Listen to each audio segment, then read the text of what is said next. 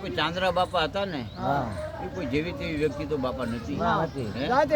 એમના પાસે હાજર ઠાકર હતો, આણ હતી. અને ઠાકર આમ જગત કે ને કે બાપાને ઉપાડીને ભણે લઈ જતા હતા, ના બાપાની આણ ફરતી હતી. આની હરડે છે ઓલાની હરડે બાપાને આમંત્રણ જાય એટલે બાપાની આણ ફરતી હતી. કોઈ હાથી હાલે, કોઈ ઘોડાએ હાલે, હાથ આવી રીતે ચાંદ્રા બાપાના વધામણા થતા હતા, નિહળે ઉતારા રહેતા હતા. તારે કીધું કે નવ ભર્યો 900 ભર્યું ભોગવો ભંડાર ભર્યું ગાજ મેરુ હાઈ હોય દેવ થળનો દાતાર. આવા સંત આવા થઈ ગયા આપણામાં પરાક્રમી. અને હિમાચલ જો આપણે કંઈક મોડું બોલીને આપણે હિમાચલ જો ફેરફાર પાડવી તો નકામું છે બાપ. કયા કુળમાં કયા કુળમાં આપણે જન્મ્યા છીએ? કુળ રીતે જાતિ કરી અને હાવજ ખડકી ખાય તો લાજે ઓલી સિંહણ્યું મેયમાં જેવું ના દૂધડા અને પછી એના ભવની ભોટપ થાય.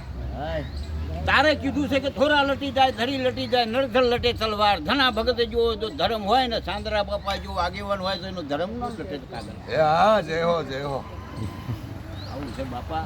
અને તમે છો ને બધાય, હું તો બધાને એ કહું છું, તન મન ધનથી તમે ચાંદ્રા બાપાએ જાઓ અને એનો રૂપિયો વાપરો ને તમને હોવૈયા ન ખેંચે તો ચાંદ્રો બાપા ચાંદ્રો પીર છે.